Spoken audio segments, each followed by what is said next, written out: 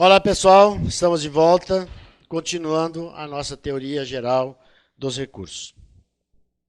Terminamos a aula anterior falando das decisões interlocutórias e dizíamos que as decisões interlocutórias são irrecorríveis de imediato. Vimos uma exceção, a irrecorribilidade das decisões interlocutórias, no caso de o juiz se dar por incompetente e encaminhar o processo ao juiz competente. Nesse caso, cabe recurso ordinário de uma decisão interlocutória. Muito bem.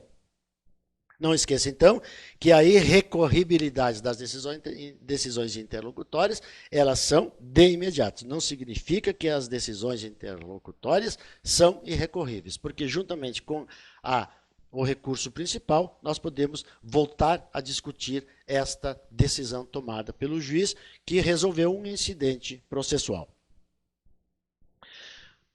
Os recursos no processo do trabalho são interpostos mediante simples petição e terão efeito meramente devolutivo. O que significa efeito meramente devolutivo? Nós não suspendemos a execução do julgado.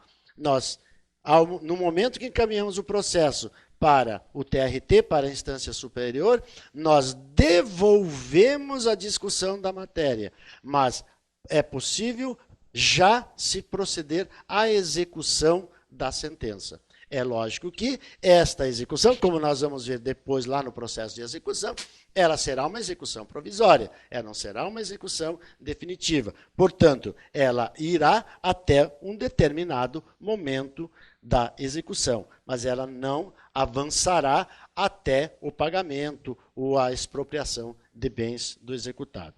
Então, ela se dá mediante petição, simples petição, e o efeito do recurso é meramente devolutivo. Significa, nós podemos proceder à execução provisória. E essa execução provisória, ela irá somente até a penhora dos bens. Não se expropriam os bens, e não se vendem os bens, e não se efetua pagamento às partes. Vamos ver o que nós temos aqui, que poderá nos auxiliar. Os incidentes do processo são resolvidos pelo próprio juízo ou tribunal, admitindo-se a apreciação do merecimento das decisões interlocutórias somente em recursos de decisão definitiva. Então, isso nós já tínhamos visto. Agora, 899 da CLT, os recursos serão interpostos por simples petição e terão efeito meramente devolutivo, salvo as exceções previstas nesse título, permitida a execução provisória até a penhora. Ponto final, está bem explicado isto. Se a parte quiser o efeito suspensivo, ou seja, se a parte perdedora, se a parte perdedora não quiser permitir a execução provisória, ela poderá fazer isso através de um recurso? Não. No recurso, ela não vai pedir o efeito suspensivo, porque vai ser negado. Se ela quiser efeito suspensivo, ela terá que fazê-lo mediante uma ação cautelar. É uma ação própria, separada do dissídio trabalhista, é uma ação que vai correr paralelamente. Então, ela vai provar que é necessário se acautelar e não permitir a execução provisória. Isso está lá no 414, aliás, na súmula 414, que diz o seguinte: no item 1, o pedido de concessão de efeito suspensivo não pode ser feito no corpo da petição do recurso, mas através de ação cautelar. Então, também está claro, não há dúvida com relação a isso, somente através de uma ação cautelar. Todo recurso, interposto o recurso, a outra parte terá que ser ouvida. Se o recurso, a interposição do recurso tem um prazo de 8 dias, as contrarrazões que a parte oposta deverá apresentar no processo também terá o mesmo prazo de 8 dias. Isso está lá no artigo 900. Interposto o recurso, será notificado o recorrido para oferecer as suas razões ou contra-razões em prazo igual ao que tiver tido o recorrente. Também pacífico, tranquilo, não temos nenhuma dúvida a respeito disso. Vamos fazer o passo a passo para a gente começar a entender a questão do recurso. Depois disso nós vamos ver melhor quando nós estudarmos recurso a recurso, os recursos em espécie. Mas o passo a passo do recurso. Nós partimos de uma sentença, proferida a sentença, nós vamos intimar as partes, caso a sentença não tenha sido publicada no dia em que o juiz designou a audiência, lembrem das audiências, se for rito sumaríssimo, a sentença é proferida na própria audiência. As partes já saem intimadas da sentença, portanto, já no dia seguinte, se útil, começa o prazo para recurso, 8 dias para recurso ordinário. Se nós estamos no processo de rito sumário, de rito ordinário, a sentença, nós tivemos lá, primeira audiência, audiência inicial, segunda audiência, audiência de instrução, terceira audiência, audiência de julgamento. Nesta audiência de julgamento é que o juiz vai proferir a sentença. Mas as partes já sabiam que naquele dia seria publicada a sentença. Se o juiz publicar naquele dia, no dia seguinte, se útil, começa a contagem do prazo de 8 dias para que as partes interponham recurso. Se o juiz, por acaso, não publicou na data marcada, ele publicará então a sentença em outra data, as partes serão intimadas da publicação da sentença. A partir da intimação, no primeiro dia útil seguinte, começa a contagem do prazo. Muito bem. Passados os 8 dias, houve a interposição de um recurso ordinário. Esse recurso ordinário irá para o juiz que proferiu esta sentença. O juiz vai fazer o quê? Vai analisar os pressupostos intrínsecos e extrínsecos do recurso e vai, se preenchidos todos os requisitos, nós vamos ver depois quais são esses pressupostos intrínsecos e extrínsecos. Se preenchidos esses pressupostos, ele recebe o recurso. Recebido o recurso, mandará intimar a parte contrária para que, no mesmo prazo de 8 dias, contra-arrazoe o recurso. Contra-arrazado o recurso, tudo certo, tudo completo, o juiz encaminhará os autos ao Tribunal Regional do Trabalho. Lá no Tribunal Regional do Trabalho, o relator vai receber este recurso, vai mais uma vez analisar os pressupostos de intrínsecos e extrínsecos, os pressupostos de admissibilidade do recurso. Se todos eles estiverem preenchidos, todos presentes, os pressupostos todos presentes, ele conhece o recurso e o remete para uma das turmas do Tribunal Regional do Trabalho. Nesta turma haverá o julgamento do recurso. Mas essa turma novamente poderá analisar os pressupostos intrínsecos e extrínsecos do recurso. Poderá admitir ou não admitir o recurso. Se admitiu, vai julgar, vai analisar o mérito e vai dar ou negar provimento ao recurso. Esse é o caminho normal de um recurso. Esse é o passo a passo dos recursos. Nós, quando estudamos o princípio da subsidiariedade da norma do direito processual comum no processo do trabalho, nós estudamos o recurso adesivo. Nós vimos lá detalhadamente o recurso adesivo. Vamos só relembrar. Durante o prazo de contrarrazões, veja lá, saiu a sentença, as partes tinham 8 dias para recorrer, as duas foram perdedoras no processo, portanto, as duas têm interesse em recorrer, têm legitimidade para recorrer. Ora, uma recorreu, o autor recorreu, o réu não recorreu.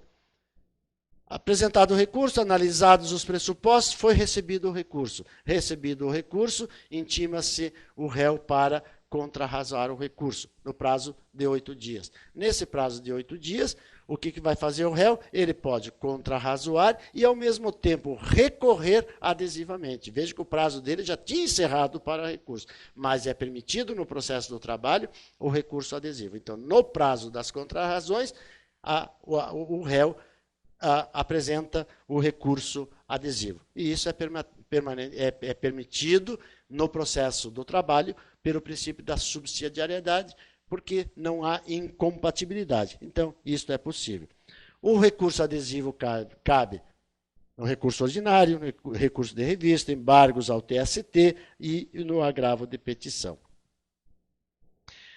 Outra observação sobre o recurso adesivo: a matéria discutida no recurso ordinário, no recurso do autor, não necessariamente tem que ser a mesma discutida no recurso adesivo. As matérias podem ser completamente diferentes. Não há esse requisito. Só se admite o recurso adesivo se a matéria for a mesma que está no recurso principal, no recurso apresentado antes. O recurso adesivo pode discutir outras matérias. Agora, cuidado com o seguinte: olha o risco que corre quem não recorreu no prazo certo e recorreu adesivamente no prazo das contrarrazões.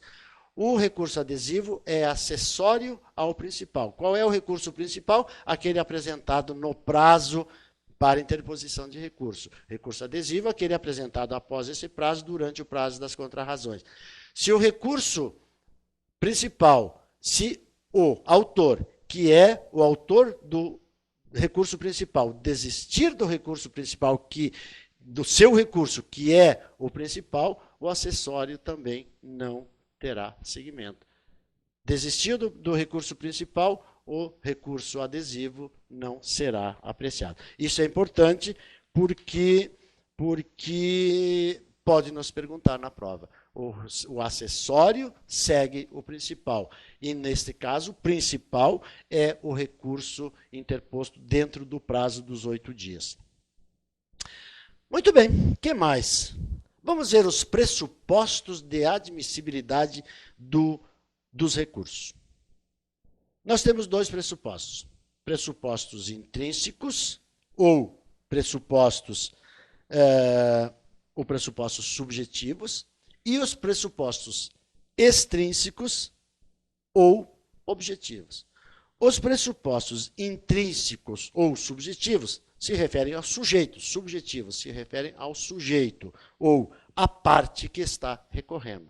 Então, para que a parte possa recorrer, ela tem que preencher os seguintes pressupostos: legitimidade da parte, capacidade da parte e interesse da parte. Então, legitimidade, a parte é legítima, é legítima. Então, esse é um pressuposto. A parte é capaz, ela está devidamente representada, ela tem capacidade de estar recorrendo, se tiver, então, preenchido esse requisito. Ela tem interesse, ela é perdedora, por exemplo, em alguma parcela, para que ela possa recorrer. Se sim, então, preenchidos os requisitos, os pressupostos intrínsecos. E os pressupostos intrínsecos, eles são também chamados de objetivos. Os pressupostos objetivos se relacionam ao objeto, ao próprio recurso. E aí nós temos: o ato é recorrível, recorribilidade do ato. O recorrente deve ser, se for um despacho, uma decisão interlocutória, não cabe recurso. Se a parte apresentar um recurso ordinário de uma decisão interlocutória, o recurso não será recebido. Por quê? Porque não é recorrível o ato. A adequação do recurso. Nós precisamos saber se o recurso interposto é o recurso adequado. Imagine uma sentença judicial de primeiro grau e o advogado ou a parte interpõe um recurso de revista. Não é o recurso adequado. O recurso adequado é o recurso ordinário. Então, se apresentou o recurso ordinário, preenchido esse pressuposto objetivo. A tempestividade, se o prazo é 8 dias, dentro dos 8 dias tem que ser apresentado o recurso, o juiz vai analisar a tempestividade. O depósito recursal. Sempre que alguém recorrer, ele deverá fazer o depósito recursal. Nós vamos ver isso melhor no momento oportuno. Mas há o depósito recursal.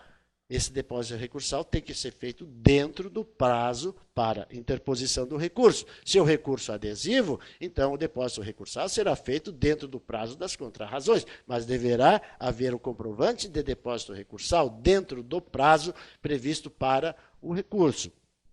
Preenchido este pressuposto, então, beleza.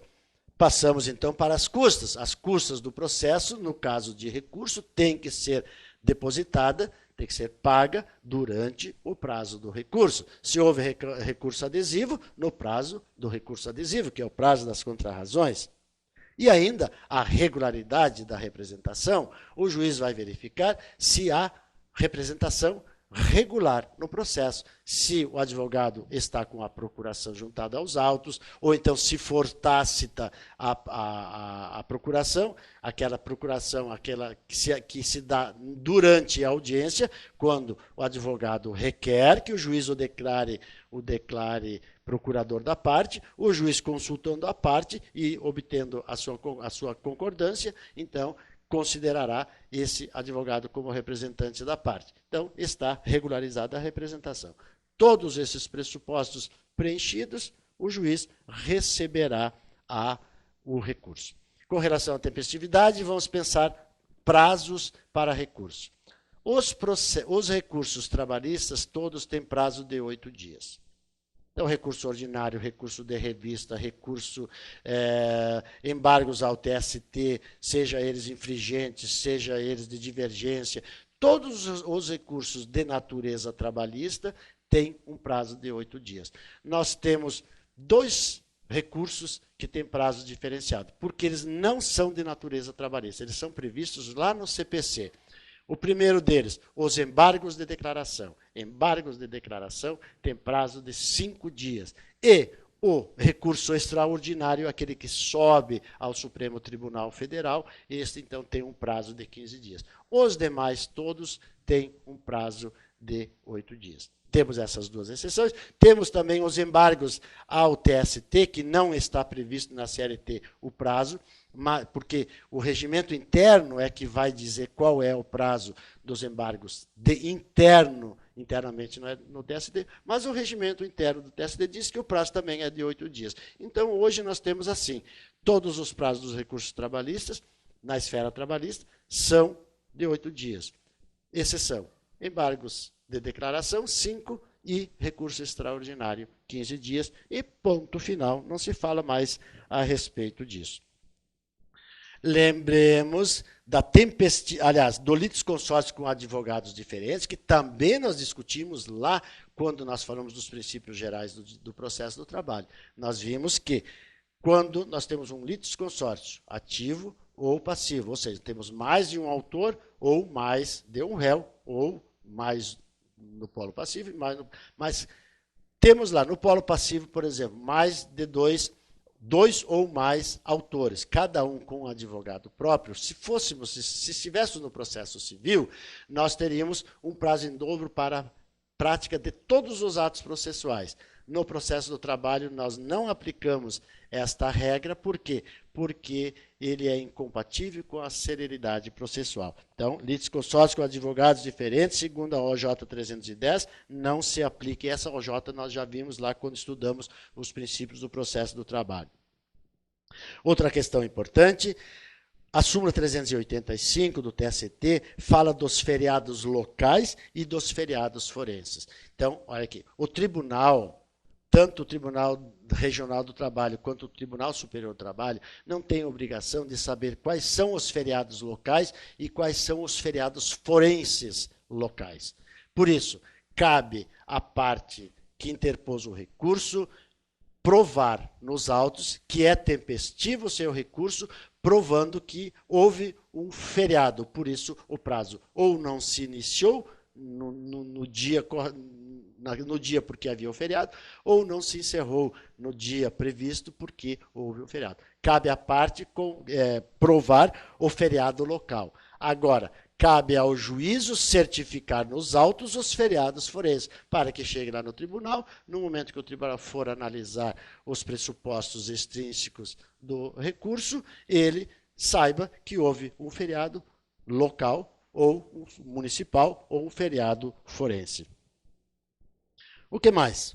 A súmula 434 fala do recurso extemporâneo. O recurso extemporâneo é o seguinte: se o juiz proferiu a sentença e ainda não publicou a sentença, mas a parte tomou conhecimento, principalmente isso acontece no processo eletrônico. O juiz profere a sentença fora do prazo que ele teria agendado, né?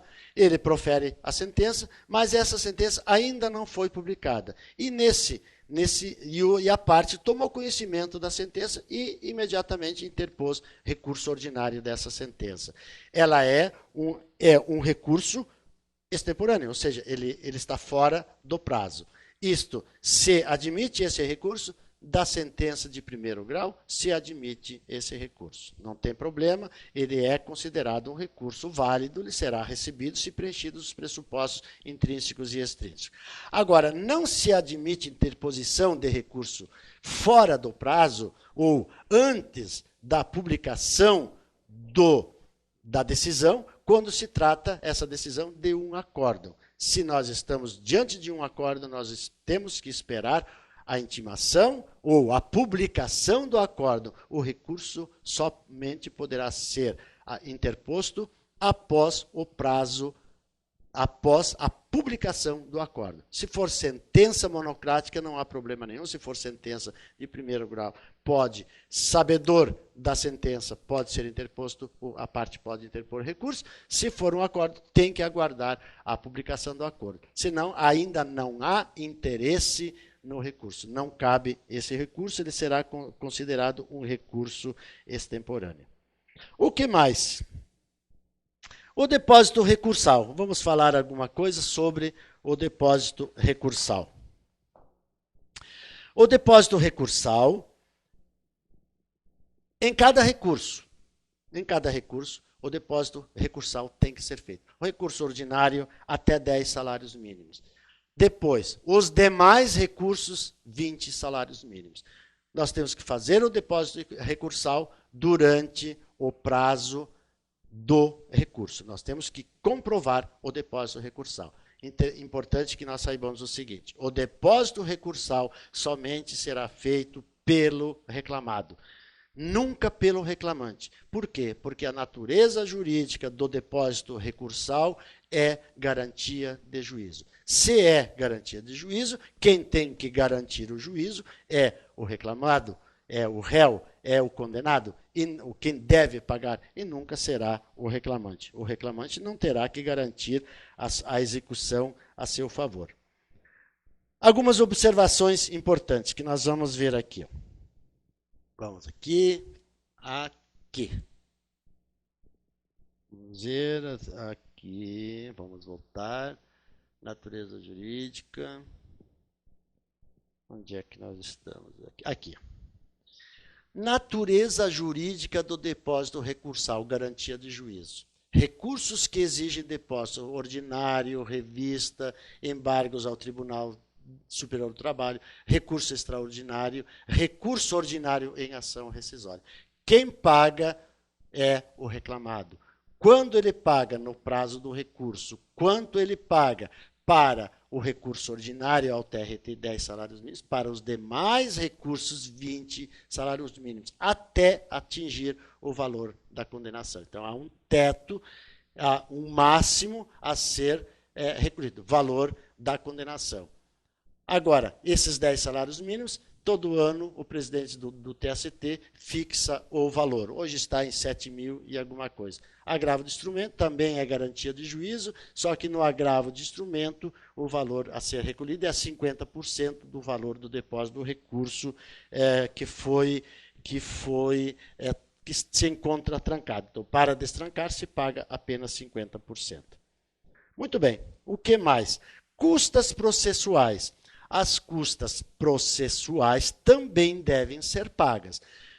Quando? Durante o prazo do recurso. Então, nós temos que recolher, além do depósito recursal, as custas processuais. Essas custas nós já sabemos, elas serão calculadas sobre o valor da causa, ou sobre o valor da condenação, ou sobre o valor arbitrado pelo juiz. Porque se o juiz proferir uma sentença que não é líquida, que não tem um valor líquido, o que o juiz vai fazer? Ele vai arbitrar um valor para fins de recolhimento de custas. Então, para fins de recolhimento de custas, nós vamos calcular lá sobre o valor arbitrado 2% durante o prazo para interposição de recurso, a parte terá que recolher estas custas processuais. Vamos ver o quê? Mais algumas considerações importantes a respeito do depósito recursal que eu deixei para trás aqui. Vamos ver. Aqui, ó. A súmula 161. Não havendo condenação em pecúnia, não é devido depósito recursal. Súmula 86 do TST. Massa falida. Não e empresa em recuperação judicial. Como é que funciona isso? A massa falida não recolhe custas. A empresa em recuperação judicial recolhe custas não, recolhe depósito, faz o depósito recursal. Então, massa falida não deposita, não faz depósito recursal. Empresa em recuperação judicial faz depósito recursal. Beneficiário da justiça gratuita, reclamado que tem justiça gratuita, tem que fazer depósito recursal. Não vamos fazer confusão, ele está dispensado das despesas do processo, mas se ele recorrer, ele tem que fazer o depósito recursal. Depósito recursal não tem natureza de tributo, ou seja, ele não é um imposto. O recorrente, quando for a fazenda pública, autarquias, fundações públicas, não deposita, não fazem depósito recursal. Súmula 170 do TST, empresas públicas e autarquias fazem depósito. Acho que aqui está equivocado. Empresas públicas e sociedades de economia mista fazem depósito recursal, porque as autarquias não fazem. Está aqui, ó, fazenda pública e autarquias. Então, aqui vamos ler como em sociedades de economia mista. Súmula 128 do TST, condenação solidária. 2 réus foram condenados a recolher, a pagar verbas honorárias. Uma das partes recorreu, a outra não recorreu. Então, aproveita a outra que recorreu, salvo se aquela que fez o depósito pediu exclusão da lide. Se ela pediu exclusão da lide, a outra parte tem que também fazer o depósito recursal. E a súmula 427, o depósito recursal, no caso de relação de emprego, vínculo empregatício, será feito na conta vinculada do FGTS do empregado. Caso o empregado não tenha, vamos dizer, é um empregado autônomo, e ele não tenha conta vinculada do FGTS, o depósito será feito, se ele tem conta vinculada, será feito nessa conta. Caso ele não tenha conta do FGTS, o depósito será feito em secretaria. Hoje, na verdade, ele é feito diretamente no banco, mas não numa conta vinculada. Muito bem. Dito isto e visto isto, nós encerramos o assunto teoria geral do processo. Na nossa próxima aula, nós vamos analisar, então, recurso por recurso que nós acabamos de ver. Quais são os recursos que estão previstos na nossa CLT, ou quais são os recursos cabíveis no processo do trabalho. Então, no próximo encontro, nós vamos ver recursos em espécie.